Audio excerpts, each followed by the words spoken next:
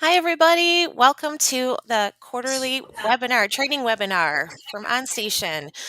This is our second one. If you didn't join us in November, welcome to your first. We're going to go over our agenda first in just a second and talk through what we're going to cover. All right.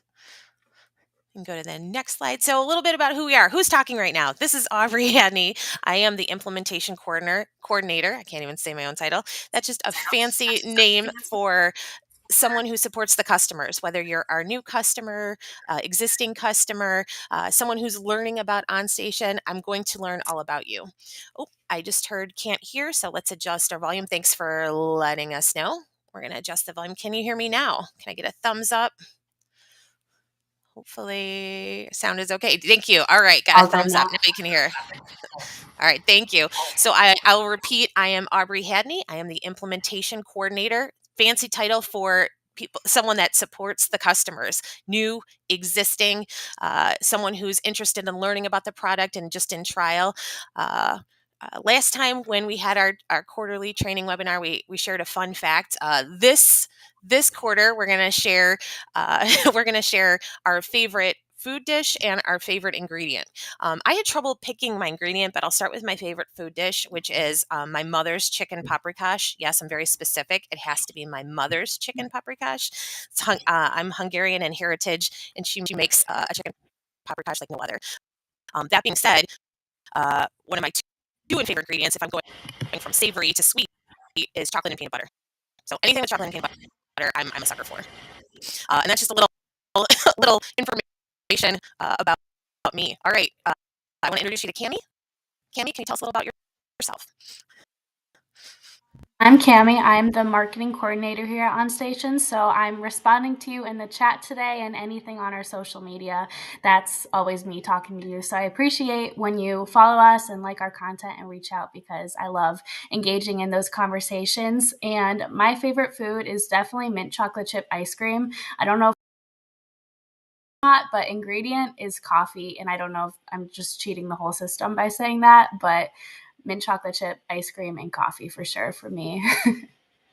I mean, I would definitely put chocolate, peanut butter, and coffee, and I have, and I'll do it again. I won't be sorry about that. So, all right. Yes, please feel free to share your favorite foods and ingredients in the chat as well.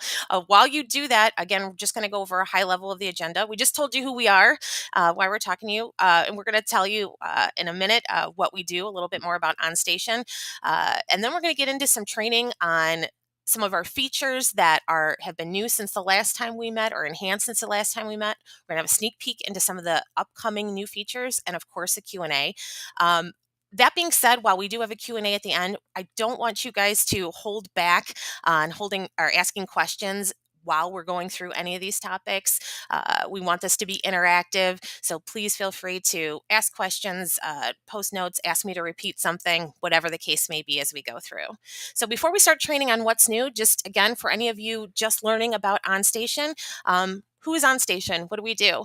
Well, OnStation is a collaborative digital stationing platform that provides location-based project record from bid to close. All right, what does that mean? We provide an app that you can access on your phone, on your web, to see exactly where you are as you work on your projects. And we provide stationing, LRS, mile marker, lat long, show you any location that's available for that particular project. And we're going to show you some of the features that have been new in that. So as you're learning about us and you want to download the app, that's the first thing we're going to talk about. So if we can get to the next slide, if you are new or even if you're an existing customer, I ask that you download the OnStation app. This is available both on Android and Apple. App Store, search for OnStation. The current version as of this moment, it updated even since the slides got published, but it is 4.0.37. So even if you have the app, I ask that you make sure that you're on the latest version of the app, which is 4.0.37. Go to your Google Play Store or your App Store and search for OnStation. You will see if you have an update waiting for you or the ability to install. Once you download that, you will be able to sign up for a 30-day trial if you're not already using it. No credit card will be information, no payment information, nothing of that sort. Just we need a little bit of information: your first name, last name, email address, phone number, the organization that you work for. If you want to give us your job title, awesome, but that is optional. And click sign up, and you will immediately be available for or be eligible for that 30-day trial. I'll pause and see if we have any questions. Do you have one question in the chat? How do Yes. we turn on automatic updates? That's a great question. That you have, there is a setting within your phone. Again, they're slightly different between the iPhone and, or sorry, iOS and Android, but there are settings that we're going to go over to optimize and automatically get updates. So you'll want to go to your settings in your iPhone. Again, I don't have a picture of this prepared, but you'll want to go to the settings in your iPhone or the settings in your Android to uh, automatically update apps as they become available. All right. We do want to talk about when you first log on and start downloading the app. The first thing that you're going to want to do is log in, right? You can log in via your phone number or your email address, but you will have to go through the two-factor authentication.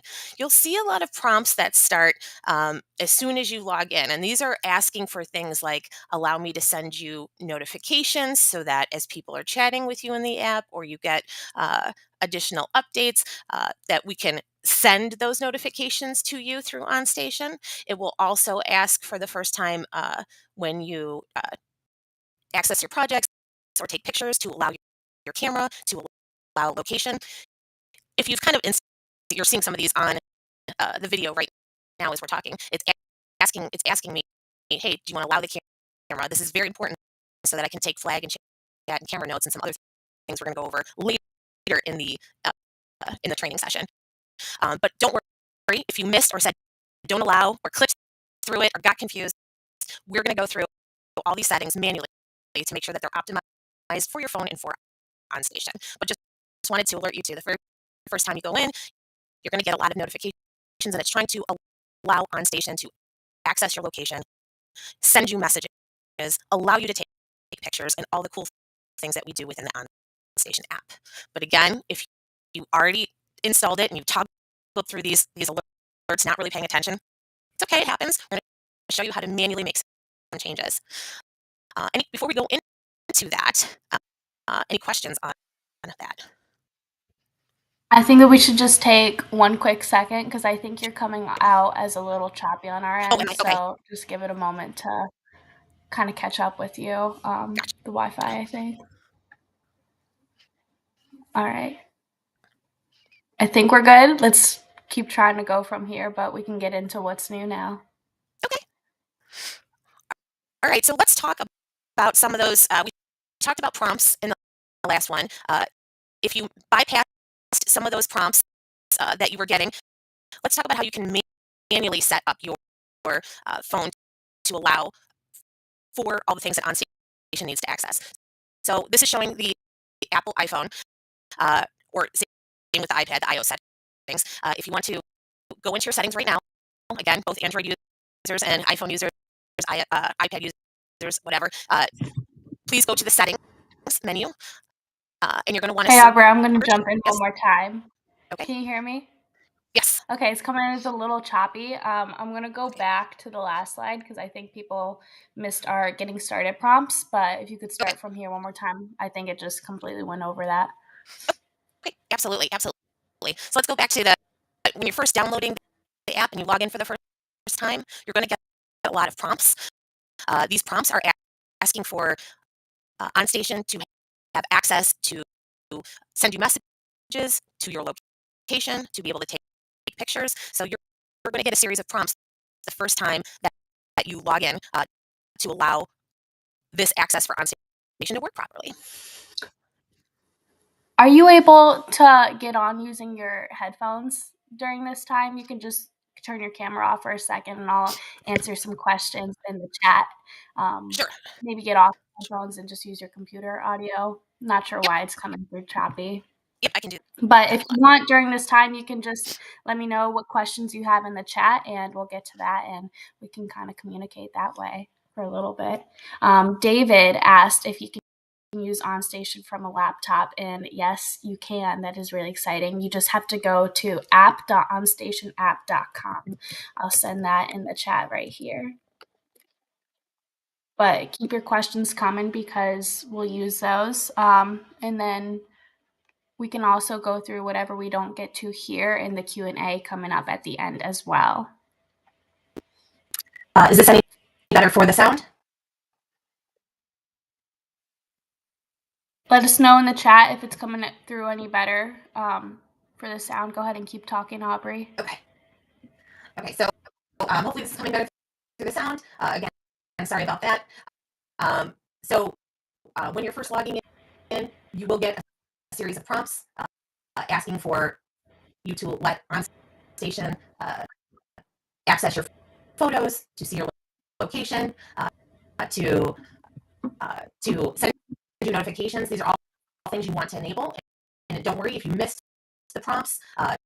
You can. We're going to go over how to set those manually in just a little bit.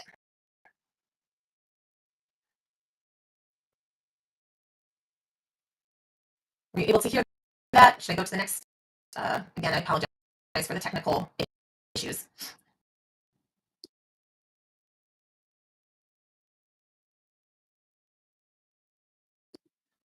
All right, let's go over the manual settings.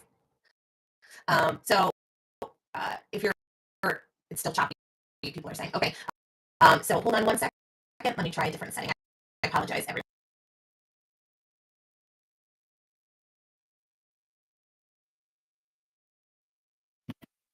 I see in the chat that we have some questions about uploading forms and connecting them to a project, which is super exciting. We are able to take your forms and build them out in our projects as well.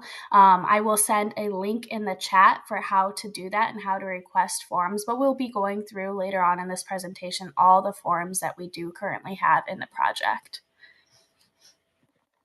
It looks like Aubrey hopped off and she's going to come back on. So right now I'll just send a link about those forms and how to request it.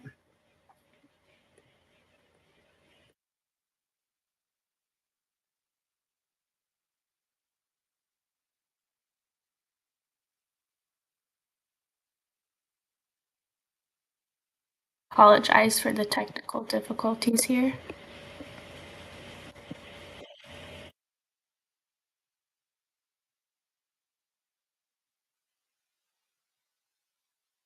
All right, Aubrey, I see that you're back on. I am. Is the sound quality any better?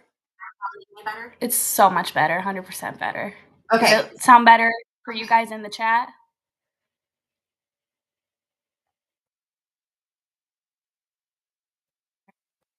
Not getting much response in the chat yet, but go ahead and keep going and we'll see how that goes from there. Okay, thanks, Kimmy. Thanks, all. I can't see the chat right now, but do let me know. Oh, I do see I do see some people coming back in chat. So let's skip those manual settings. I understand that you couldn't see them, but that's okay because even if you couldn't see the prompts when you were logging in, I want you to go to your phone and go to your settings. Again, this applies. We're showing right now on the screen the Apple, the iOS settings. We'll show the Android in just a moment. But if you search for location in your settings, as you can see I'm doing here, it will allow me to make sure that location services is on. And then I want to search for OnStation, and I want to make sure that OnStation is allowing location access while using the app. I also want to make sure that precise location is enabled. So if it is not enabled, it's going to show you the vicinity of where you are and not the exact location. Your OnStation is using your phone or your device to gauge where you are and use those GPS settings. If you don't have location access enabled and you don't say to use precise location, it is not going to be accurate. So this is the iOS settings. We want to show it's slightly different in the Android phone. So if we go to the Android settings, in this one, show the next video, Cami. Yes, here we go. So Android depends on your version of the OS, but similarly, you want to search for location. You want to make sure that location is turned on, but you also want to make sure that you have Google location accuracy enabled and turned on, and that improve accuracy is also enabled. If you have an older Android, that's okay. In the older version, if you want us to go through those settings, we can. Just wanted to note that it did change over the past year or so with some of the versions of the Android OS. Did anyone want to go over the older Android settings, or go over some of these location and accuracy, settings that we just went over? All right. If not, I'll go on to the next topic, which is our nearby projects. So let's go back to the app. We were just in the settings. And if you notice, in the middle of the home screen of the app is a tab for nearby projects. It should be defaulting to your zip code. If it's not, we're going to talk about that in just a second. There might be some settings that you need to change, but you should be seeing projects nearby your zip code.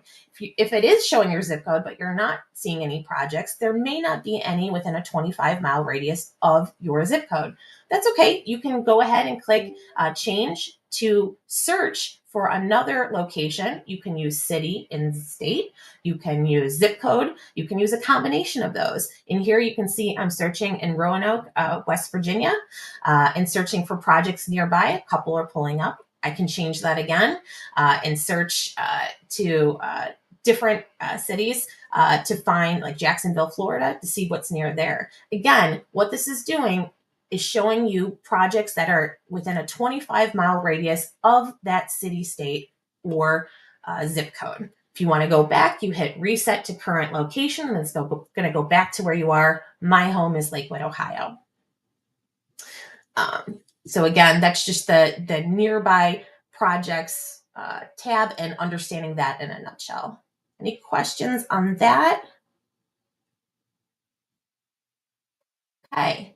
If not, all right, maybe it's still not showing your particular location. Let's talk a little bit about GPS and making sure that GPS is working on your phone. So here you see me going into one of our projects, the West 50th repave. And when I select an alignment in our station finder, you can see initially that the GPS was not enabled. You might see a gray series of bars with a slash through it. By clicking the arrowhead icon that's about 2 o'clock on the app, looks like it's under 3 little pieces of paper under alignment, that's going to turn on and off your GPS. When you turn it on, you'll see a little blue dot indicating where you are, where, again, not where you are, not on the project, but where you physically are right now at this moment in time. It will then turn on the GPS in that lower left-hand corner, and it'll go from those gray bars to that green icon. So this will, again, it's working with that precise location that we went over, and that improved accuracy that we went over, to make sure that it's showing you exactly where you are.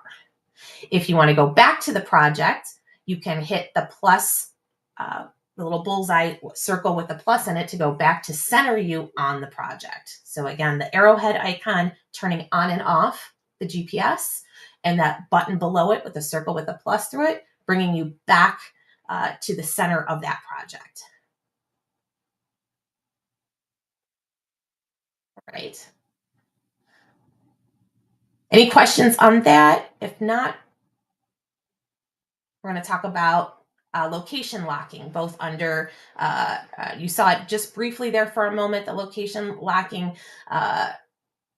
under the station, but we also have the ability. So yeah, sorry. Thank you, Cami. If you're jumping to an alignment, you have the ability to jump to a station location, but you can also lock that alignment. What does that mean?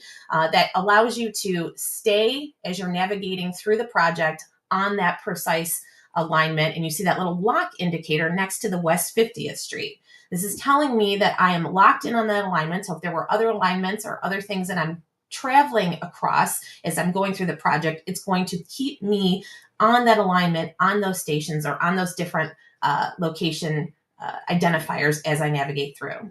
We got a request from the last quarter about, well, maybe I don't want to lock on a station, but maybe I'm on a particular mile marker or on a particular route. So we're going to show the next way to be able to lock is just that. So an enhancement that's been made is the ability to lock on a particular route. So in this case, I am traveling between Route 2 and 90 on my map, and these two routes intersect. As I travel between the two, you can see the mile marker not only update, but it'll toggle between Route 90 and Route 2 unless I lock myself on one of those two alignments, or I'm sorry, one of those two routes. Then again, this is very handy when you're going over overpasses, thoroughfares, to make sure that you're staying on the particular route where you're doing the work. So this came to us from a customer request asking, hey, I'm going through these interchanges, I'm going over these interpasses, and it keeps shifting on me and moving between these particular routes. I want to stay on one route. Hitting that little lock icon, just tapping on it right on your screen will allow you to lock in place that route. So you'll notice now it's not going between Route 2 and Route 90. I said a lot there in a row. I'm just going to pause. Do we have any questions, Cami, about locking or anything else as of yet? No questions as of right now. Just let us know in the chat if anything comes up, and we can always circle back to it or go back to it in the Q&A as well. Great, thanks, guys. All right, let's talk about bulk editing of flags. So flag and chat, one of our most popular features, just talking about some enhancements with this. So if you're not familiar with the fact that you can drop a flag at your location, please feel free to go ahead and do so on the project that you might have pulled up or any one of our demo projects. But we got a lot of feedback from our customers saying, okay, when I'm dropping the flags or doing things, sometimes I want to go back and edit multiple flags. And when I do this, pulling up each and every one and clicking share, and then going to the next one and clicking share is kind of a pain. Could I have a way to update these in bulk? Well, yes, sirree, you now can. So whether you're using flag filters or not, you can go to the flags and select the flags. This applies to flags that you've created and that you've dropped, but you can click the select flags at the bottom right-hand corner and do a mass update to share or to unshare, as you're seeing on your screen right now, so that you don't have to click these individually. Again, this applies to any flags that you've dropped on that particular project. We don't limit how many you can select, but that select flags option at the very bottom allows you to select one or more and share and unshare in bulk. Here in this example, I wanted to do an update to just a few of those. So I am showing you how to filter the flags as well. Not a new feature, but just showing you that these can work hand in hand. So in this case, I'm filtering by my blue flags. I just want to find those, and I want to do an update to those. If I wanted to update all, I don't have to put that filter in there. All right. Any questions on that? All right.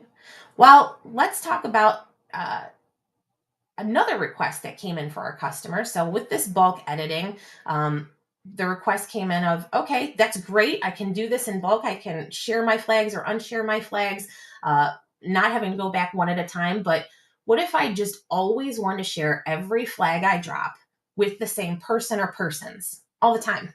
I don't want to go to the share menu. I just want it to remember who I want to share it with. Well, you can do that now. If you wanted to default a flag share for you as an individual for certain persons, we have a new setting under that, what we call that hamburger menu up in the upper right-hand corner. You go to the project menu, project settings.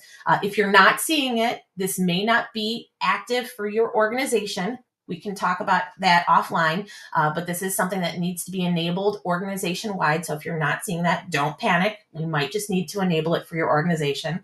But what this setting does is allow each and every one of your users as an individual to save who they want to default share with. So that when I go to drop my next flag, as you can see here in this demonstration, I didn't have to click share add. It just automatically shares with that group that I've defaulted. You can change it at any time. You don't have to, again, use this feature, but I just wanted to talk about this as something new. If you're not seeing it, this may not be enabled for your organization. Don't worry. We can talk about that at the end about how you can contact us to get that enabled. Any questions on that saving default share? Okay, let's talk about our next enhancement since we last met, the photos in forms. So we've had a lot of customers that have used photos in the chat with a lot of success. Love our photo feature. Well, now we've added the ability to store photos in your forms as well. So in this particular video, I'm using our guardrail sample form.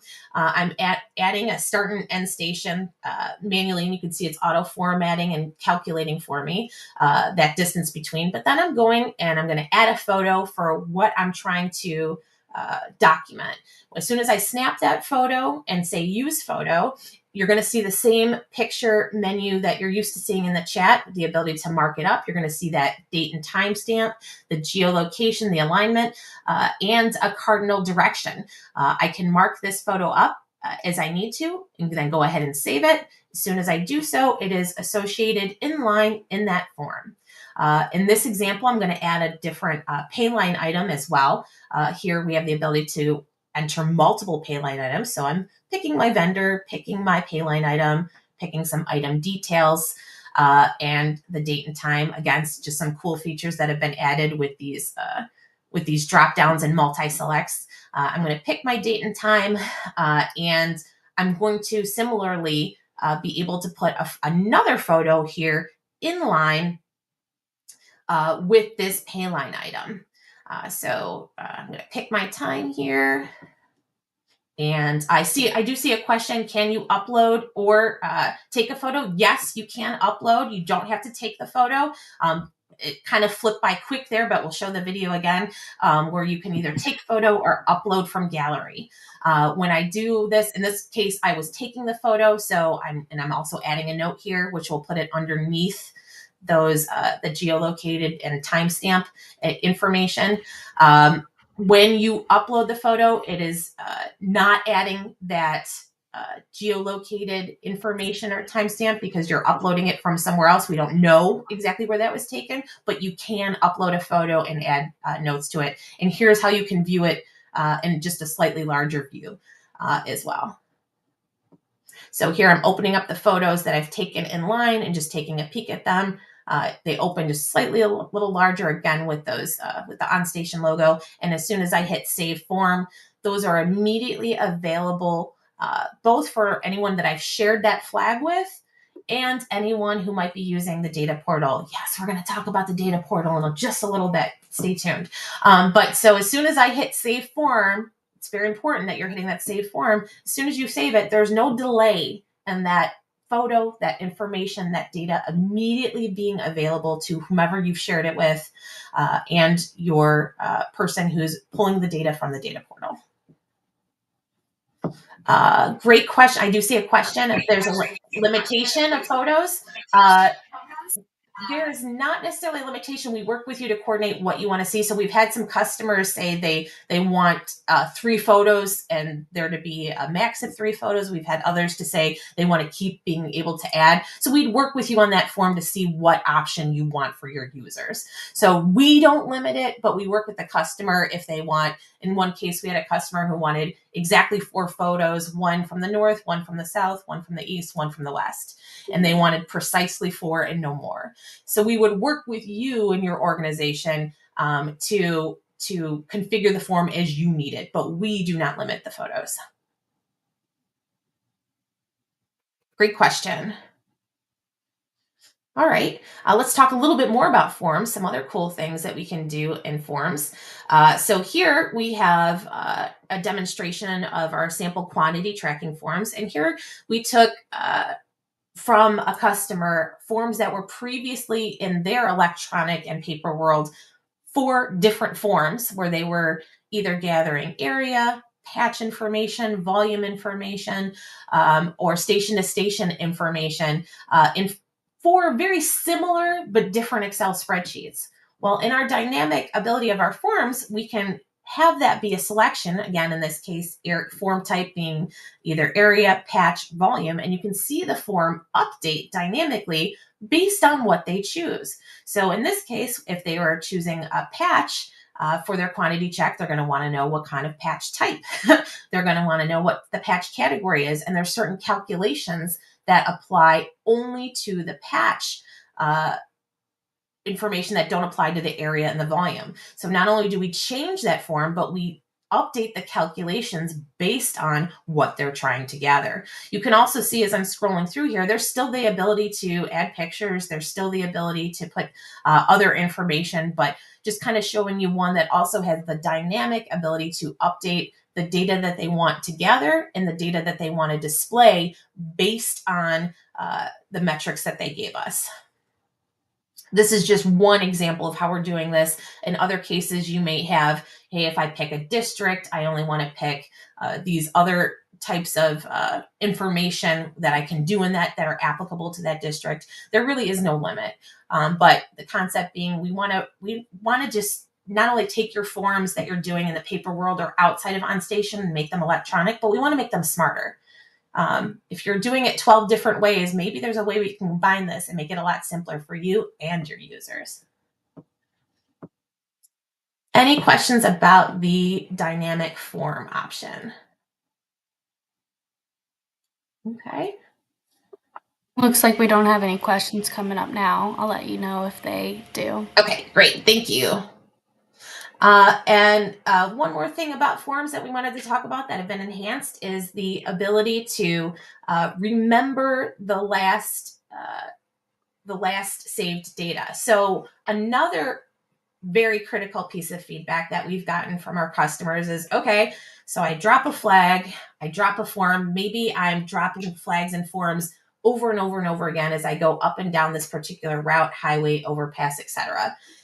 Maybe in this case, I want the lane number or I want the certain values. They're going to be the same. I'm going to be going northbound all day long. I hate that I have to key this in over and over again. Okay.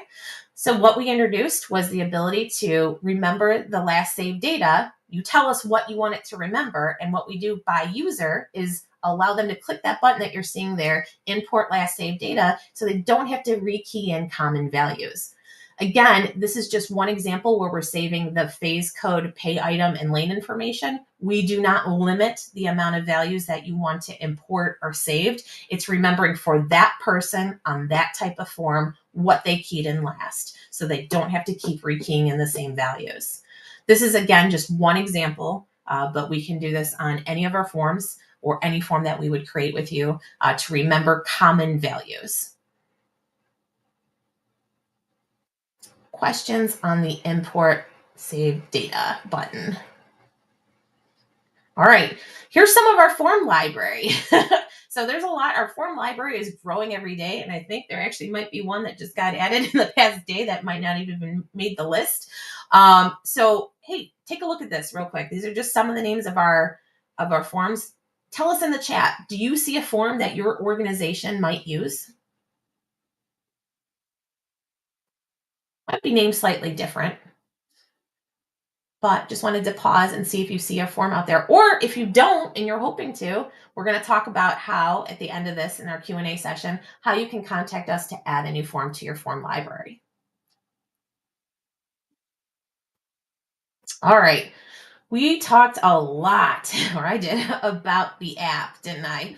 But hey, Aubrey, how do I get my data out of the OnStation app? Well, that's going to be in our portal. So let's talk a little bit about that. So first off, how do you access our portal? That is the first question. All right, if you want to go to our main website, onstationapp.com, I'll give you a moment to go ahead and pull that up. Yes, you can do it on your phone. You can do it on the laptop, but go to onstationapp.com. You're going to see a login button in the upper right-hand corner. Clicking on that login button is going to take you to our data portal. Our data portal, you would log in with the same information, the same phone number, same email address that you log into the app. Small note that you would need to be set up for access as either a licensed manager or someone who has access to the data portal. If you're not able to log in or you have limited access, don't panic. We can talk about some of these things in our Q&A. But for those of you who are existing customers and know that you have data portal access and or are set up as a manager, please, you'll probably see a fuller screen when we go through this. Again, there may be limited access based on your user account or your organization based on what you purchased. But what I'm going to show you, we're going to go through what one would see if they're licensed for the data portal and how to view that data. All right, so once you're logged in, how do you actually get to the data portal part? You're going to want to concentrate on the fourth tab over that actually has the projects. Yes, there are a number of different things that you can do in our portal, but for the purposes of this conversation, we're going to just talk about the data portal. So you're going to want to go to that fourth tab, click on the projects. Any project that you want to view, you're going to want to go ahead and click on that view under the details tab. So I have a project that I'm displaying here. I clicked view on it, and I'm going to see 4 different menus popping up. Again, for those of you that are seeing that menu and are seeing the project, you might see something slightly different project numbers based on your organization. That's okay. The same concept applies, but pick any one of the projects that you'd like to view and follow along with us if you care to. For those of you that aren't able to see that access, I ask that you watch the demonstration on our screen. In this particular case, I'm viewing a project that we have a lot of sample data on. I can both click on the individual flags in the project and view some details. I can click, when I open that particular flag, I can download it to a PDF. I can also click, if you're in there right now, you can click on the My Organization All Flag Types under the Dropped Flags category, and that's going to reveal filter options. Right here that you're seeing on my screen, I'm filtering only by the blue flags. You can sort by date range, by flag type, by who created the flag, any combination of that, or you can view all at default. So again, here you see me going into the projects and I'm clicking view to simply go into that particular project. The very second tab is the one that I'm going to concentrate most on for the purposes of this, the dropped flags tab. That's where you're going to click on the My Organization All Flag Types to reveal flag filter options. You can download, when you do reveal these options or select the report that you want to download, you have a couple different options here to sort by the title columns. If you click on any of those title columns, the report will resort by that. So maybe you want to sort by flag name, you want to sort by location. Once you get the data that you want to export, clicking on the white checkboxes to the left of those particular flags will then reveal the ability to export, and you can export as a GeoJSON file, a KML file, a CSV file. And again, you can do this for one, all, or some level in between. So again, it's just kind of going through the different options. PDF is also an option if you wanted to download that flag as an individual. So here I'm starting to highlight multiple. I click export, and you can see the different ways to export that data as GeoJSON, KML file, or CSV. All right, I said a lot there. Any questions on viewing the flag data before we go to viewing the form data? All right, so exporting form data. So there's a 4th tab over there in that same window that says Form Summary. In this particular example, I'm working with our PCCP lot information form. Again, do not panic if you're not seeing forms available for you or any data in those forms. It may be that we don't have a form enabled for you for that particular project, or that your users have saved any form data yet for that project. We can go over that. But again, for the purposes of this example, I'm using the PCCP lot information to export that form data. When I pick that form type, do we have a question, Cami? Let me pause. We do have a question. How long is the info from these forms stored? Forever. We don't know. We don't, unless you purge unless you get rid of the flag and form data or change that, we do not have any end retention where you must pull that by. So unless you are changing that data or removing that data, it will be stored for perpetuity. But similar here, you can view that data as an individual form item. You can take a look at that, or you can hit export to CSV. Note that for both of these windows, for the form summary and the drop flags tab, the first view limits it by 5 rows, but if you go down below in the bottom right-hand corner, you can expand that view to show all, to show the next page. It's just a default display of the first 5. Notice here too, I can look at that form data in a slightly different view, how it would look in the form for the user. And again, I have the ability to view the flag data associated to it as well. All right. That was a lot of information about our portal. All right, we have a question for you guys. All right, so please enter your answer in the chat. If you had to pick which of the following features to come first, if you're working on all of these and you wanted one of these features more than the others, which feature would you want to see first? Would you want the ability to status a flag? Would you want a project level activity reporting? Would you want in-app training? Or would you want to see dashboards? I feel like I should have had some music prepared. I don't know if we are licensed for the Jeopardy music, but I should have something. Let's see. We're going to get some answers. So please type in your answers in the chat. You can even just put the number 1, 2, 3, or 4. Or if you want to we do have it a right poll in on the value. chat too, so just awesome. Yeah, go ahead and just click on whatever answer you want. Let us know if you're not seeing that poll on there. You can just type in the chat, but let's get those answers flowing in. Okay, we got a couple for project level activity reporting. Looks like the top one so far. Okay.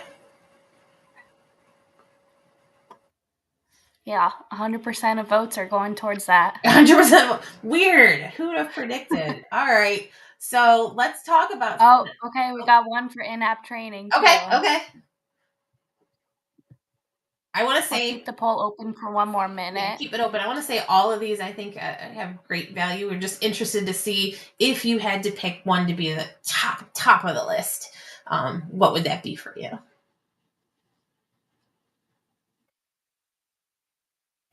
I'm going to go ahead and end the poll.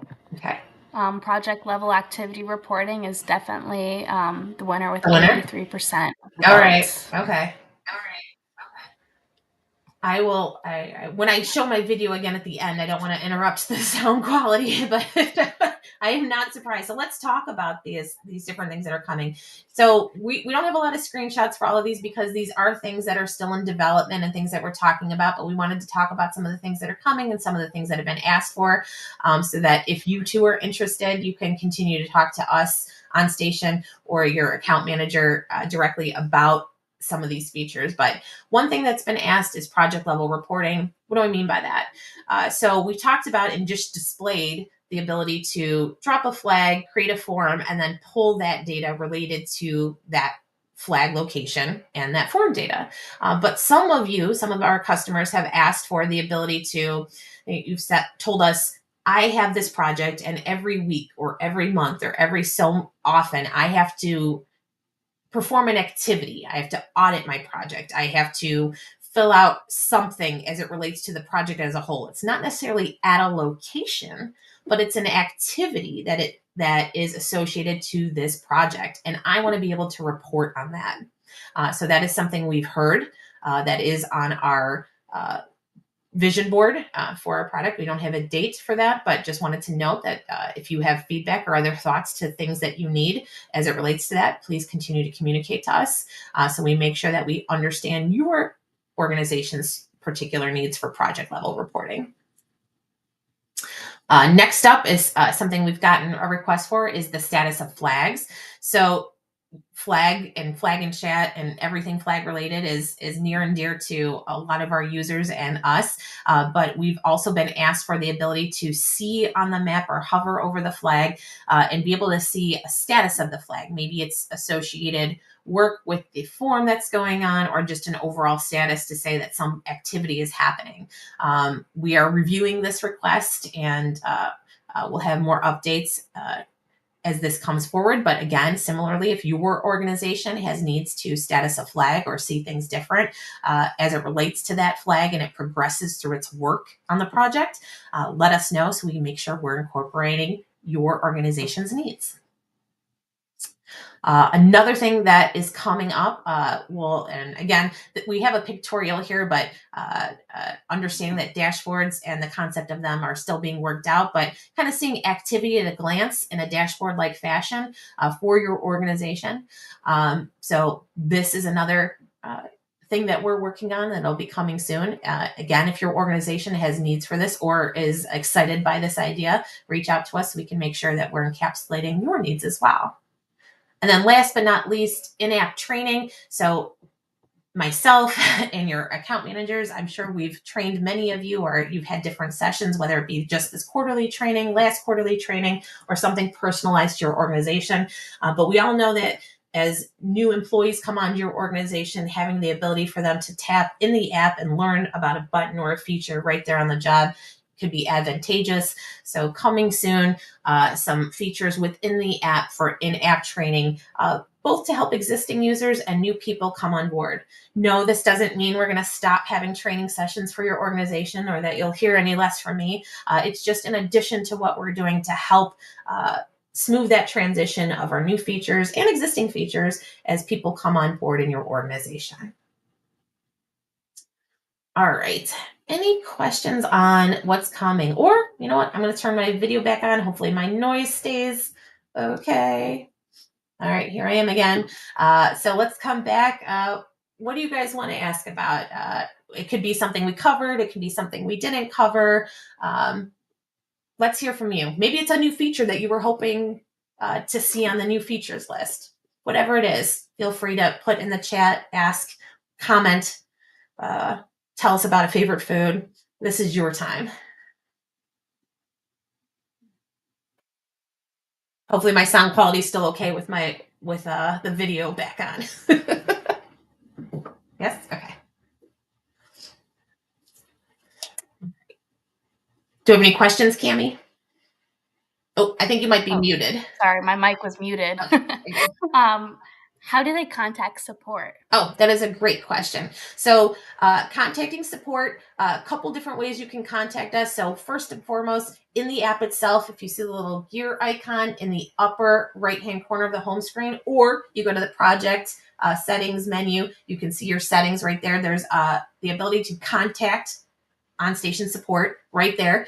It has the also from our website, onstationapp.com, you'll see the contact us link, which again, you can fill out a form. You can also call us at 216-503-8554 or text us via that. I have a lot of our customers that just don't want to talk on the phone, or maybe it's hard for them to talk on the phone because it's noisy on the field. You can text us. You can call us too. We do not treat a phone call versus a text versus an email submission with any less priority than another. We treat them all with the same level of urgency and priority. So whatever your comfort zone is to communicate with us, be it calling, being it texting, or submitting the form, you can do that to us, to those different mechanisms via the app itself or via our website. Looks like we have another question. Do you have training videos for your first-time users and people using the field? This is a great question. So we do have a knowledge base. We do have a knowledge base forum and link. We'll get that put in our chat as well. We do have videos as well on YouTube, and we're looking to get more added. And that in-app training, especially that's coming, will be helpful for that, because that will include some quick videos and showing of how you do things. So we do have some, and we'll put some links here in the chat. We are adding to it because that has been a request, and part of why in-app training is so important and on our feature request as well. But thank you. There's the link to the knowledge article where we will be adding more articles and videos even within the next coming weeks. Great question. That being said, too, that phone number and that text and that support channel to contact us, you can do that for questions, not just problems. So if you're out on the field and you're trying to do something for the first time and you just aren't figuring out how to use a feature, don't be shy about using that button to contact us to be like, help. I don't understand. I was shown how to drop a flag on this great quarterly training, and I'm on the field and I can't get this to work, or I'm not seeing my station location, or my GPS isn't showing up. These are all things that our support team can, does, and will help with. So again, while we can set up formal training as well before you're on the field, when you're on the field and you're having problems and you're having questions, there's no question too short, too simple, to whatever the word you might think, that we won't remote in and help. We're here all the time. So if you have questions, if you have feature feedback, all those things can be sent to our text number, our support line, our support forum. Let's see. And thank you for the additional links that you're posting, Cami, to our knowledge base. And yes, we are also featured on BuildWit. Thank you, Jess, as well. Other questions? Any other questions in the chat?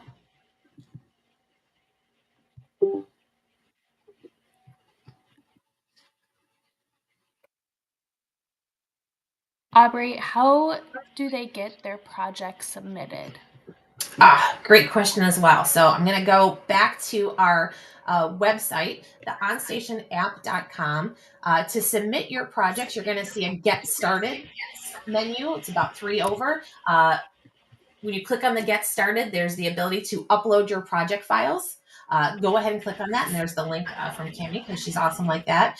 When you go to that form to fill out, we have 2 options. What would you like to do today? You can upload a new project, or if we have your project, but maybe we're missing an alignment, or maybe there's some plans that you don't see available that you have.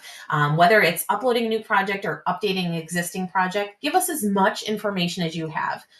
If there's information you don't have, maybe you have the engineering files, but you don't have the plan files, or you have some of it, it's okay. You don't need to have every single part of those fields filled out to be able to submit your project. So go to that, upload your project files, tell us whether it's new or existing, and give us as much information as you have. Again, if you don't know the letting date, if you don't know the project start date, it's okay. Tell us what you do know, and give us the files that you have, the plan sets, the alignment, the stationing, the project layers, whatever you have, give that to us and hit upload project files. That will submit to us. If there are questions, our engineering team will reach out, and our project coordinator, Lindsay, will be probably working hand in hand with you. We also give updates throughout the life of the project and the status to tell you how it's going and when it's complete and ready to view. Great question. All right, Aubrey, we got 2 more questions in the chat.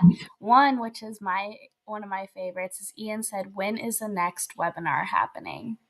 Well, we should be having a webinar next quarter. We haven't set the official date for it yet, but I'm sure coming soon we will get that published, and I'm sure Cami will be posting that on our social media. So stay tuned for the exact date, but I don't believe we've picked a date for it yet. But it will be coming up in the next quarter.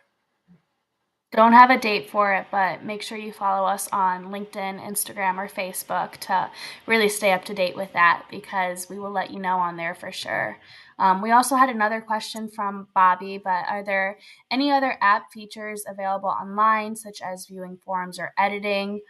He gave an example. If someone was on site having poor connection issues, would they be able to do that?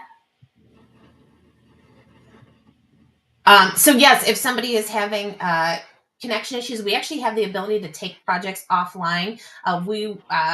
We'll talk probably more about that at the next quarterly meeting.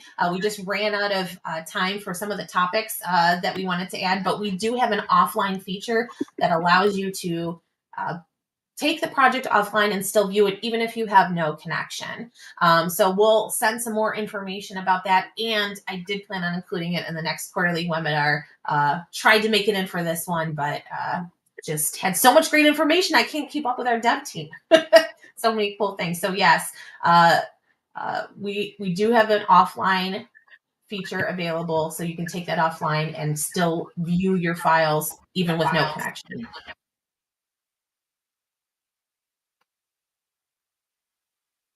Great, and we had a question in the chat about the video being available later. Yes, this video will be available later, but we will also be sending out the presentation that we used with all of the videos, as long as you fill out